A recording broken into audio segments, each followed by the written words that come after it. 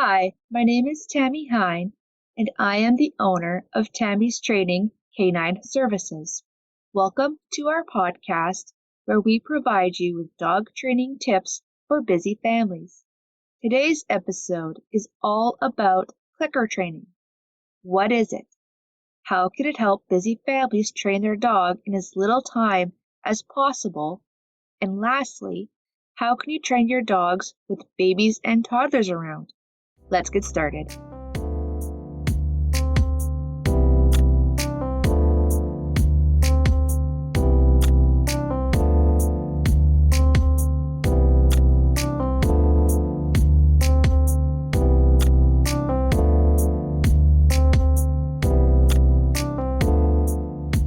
first thing we need to discuss is the clicker. What is it? What does it do? And how can it be effective while in training? The clicker is a tool that informs your dog what they are doing right to gain the reward.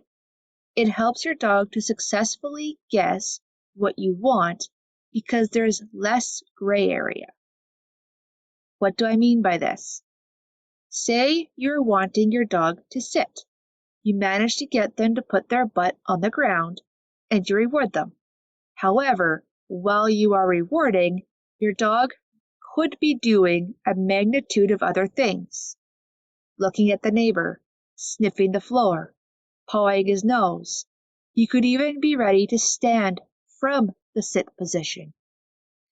Since the amount of time it takes for the food to be directly in front of his nose, his brain could have moved from but hits floor to anything else. This can cause confusion during training. Now, when you think he has figured it out, he is still playing trial and error to get the reward.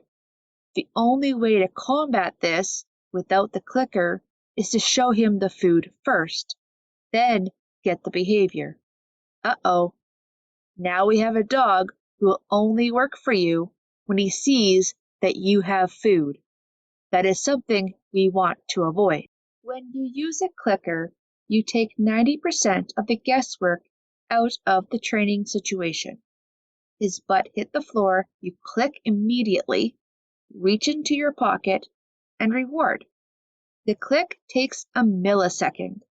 You can't reward a dog in a millisecond. Whatever your dog was doing in that millisecond is what your dog associates as the correct answer. What are some other examples of how effective clicker training is? Say you're wanting your dog to come when called. You call your dog's name. They turn towards you, maybe even start running to you. But then they get distracted. They take a detour. Then they remember you called and starts coming back to you again. Take another detour, etc. Eventually, your dog comes to you for the treat. If you are using a clicker, your dog would hear a click the moment they start to come towards you. Since you have taken the time to condition the clicker to mean he is going to get something really good, he may ignore the distractions and therefore come straight to you instead of taking 4 detours along the way. Start this with small distances, and you can create a training scenario where your dog gets it right 98% of the time.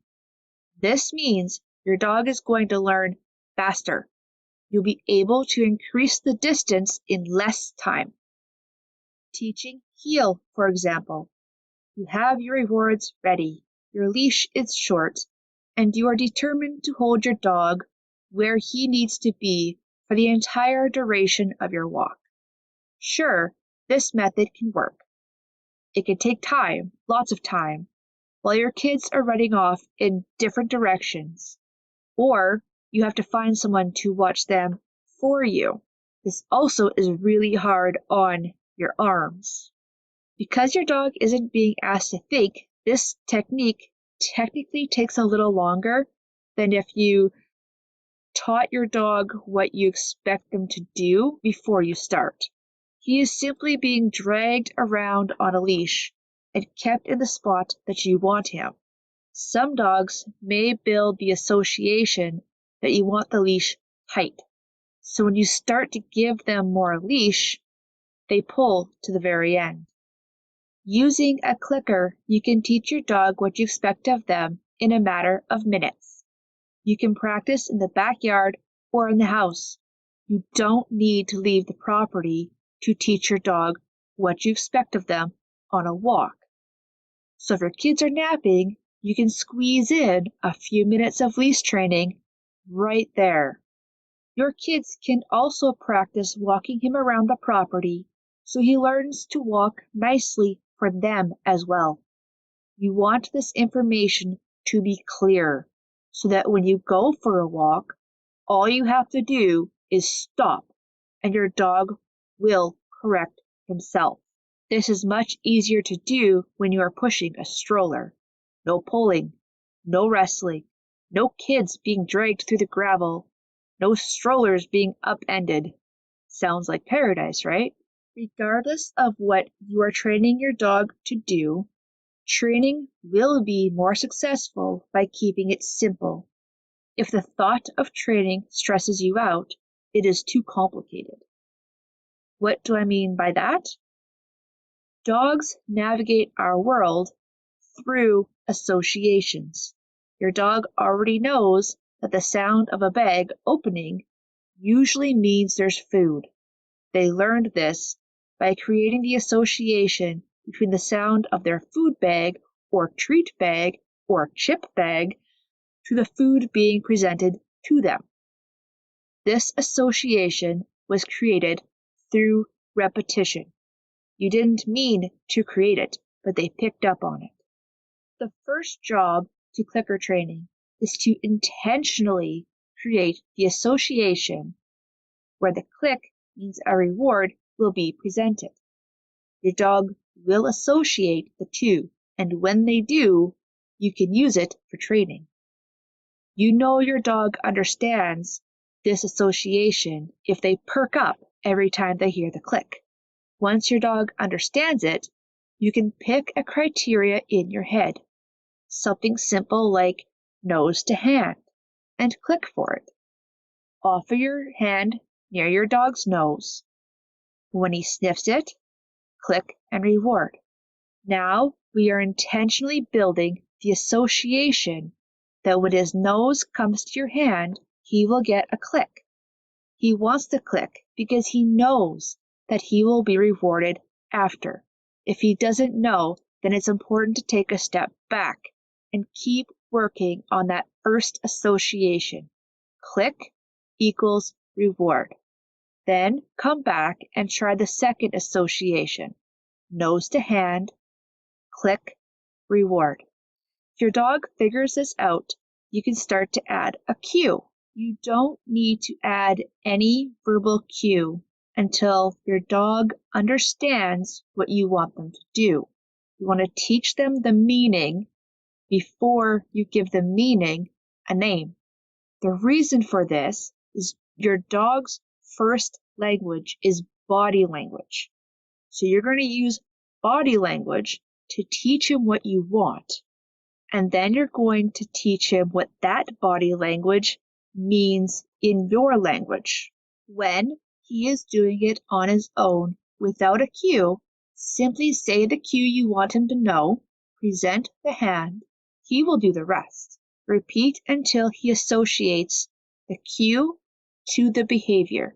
But won't I have to have the clicker with me all the time? No. Once your dog has associated what it is you want, the word equals hand equals reward, you can stop using the clicker cold turkey. You don't need to wean it out, you just stop using it.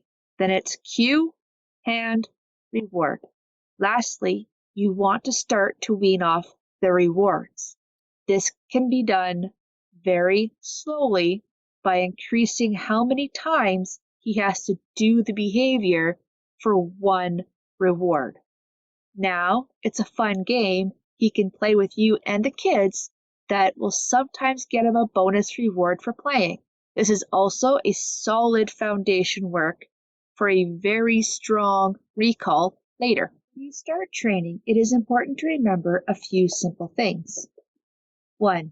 A dog's first language is body language. Don't waste your energy repeating words your dog doesn't understand the meaning to. Teach them what you want first, using body language, then teach your dog that when he does that behavior, it means this word. For example, if you click every time your dog's butt hits the floor, he will learn that you want him to put his butt on the floor. This is the meaning of the expectation you have for him in that moment. Once he understands, you can teach him what that behavior is called. He will associate easier because you started by using his first language and then taught him the verbal second language to associate with that. 2. Dogs are latent learners. This means your dog will learn best if you keep sessions to 4 to 5 repetitions at a time. Give your dog a study break. This can be 30 seconds to several hours.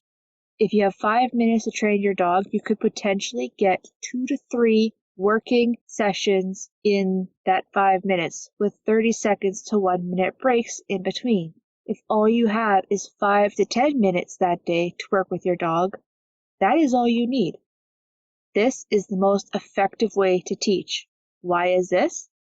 Because your dog is a latent learner. They will absorb the information you are giving them during the physical session. But on floor, click, treat. However, during that study break is where their brain starts to build the association between the 3 events.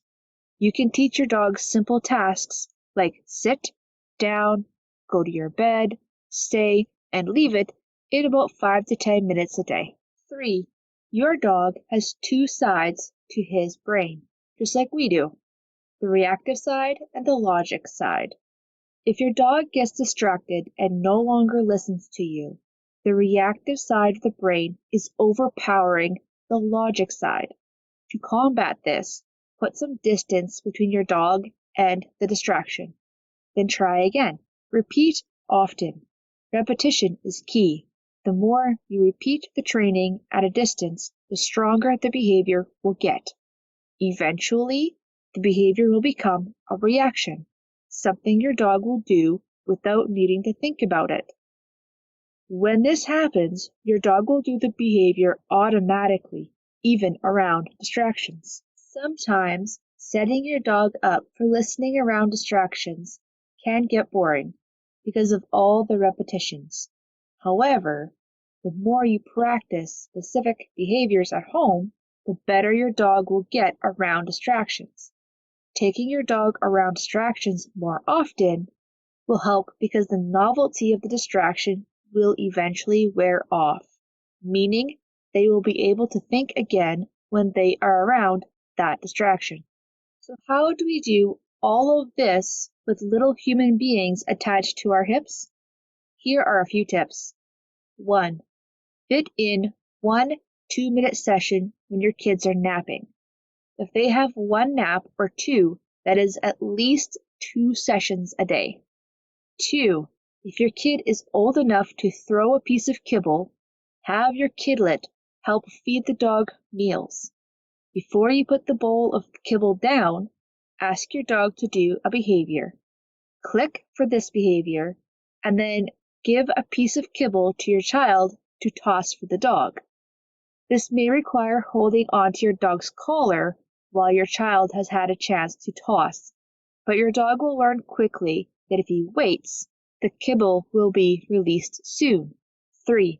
Fit in 5 repetitions of something while you are outside with the kidlets. Even if they aren't interested in what you are doing, if the repetitions get interrupted because of the kids, that's okay. Go deal with that and come back. If this sounds too stressful for you, simply do the first 2 tips or just the first one, whichever stresses you out less. 4. When it comes to puppies and kids, X-pens are a godsend.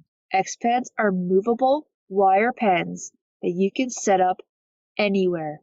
Use it in your yard to keep kids and dogs out of the garden. Use it in the house if you need to barricade an area off from the puppy.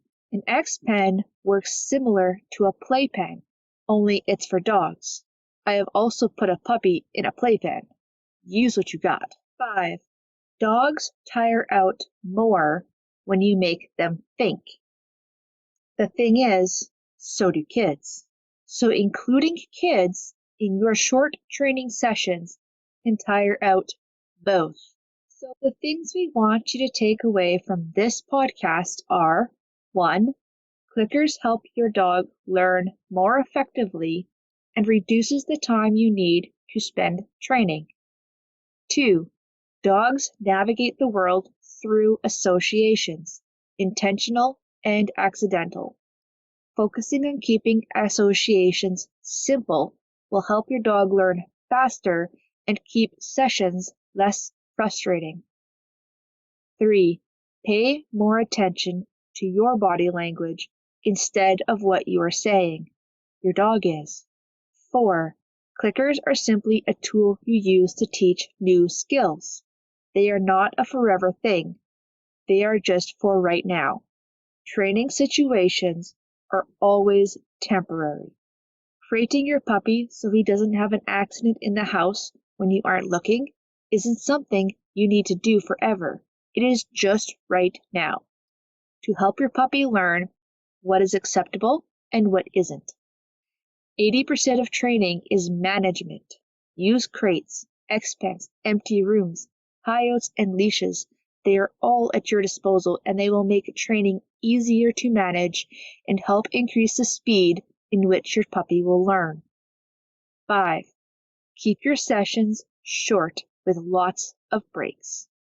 6. Include the kids somehow in training. Smaller kids love to toss the treat for the dog. An older child, 4 or 5 years old, can use a clicker once they understand how it works. 1 click equals 1 treat, not the whole can. 7. Kids training dogs helps to tire both of them out, while at the same time teaching the dog to listen to the kids. 8. Only manage to fit in a few repetitions in a day? Don't sweat it. A few repetitions is all you need. Remember, at the end of the day, if your crew is fed, happy, and content, you are doing an amazing job. Pour yourself that glass of wine. Do something that refills your personal cup. Tomorrow will be a better day. Enjoy our podcast? If you are listening to this on a platform that allows you to like and subscribe, please do so. This helps more people to see it. If not, please share our podcast with someone whom you feel would benefit. In our next session, we will get into how to use the clicker to house train a young puppy effectively. Until then, don't forget to do something today to refill your cup and reduce stress in your day-to-day life.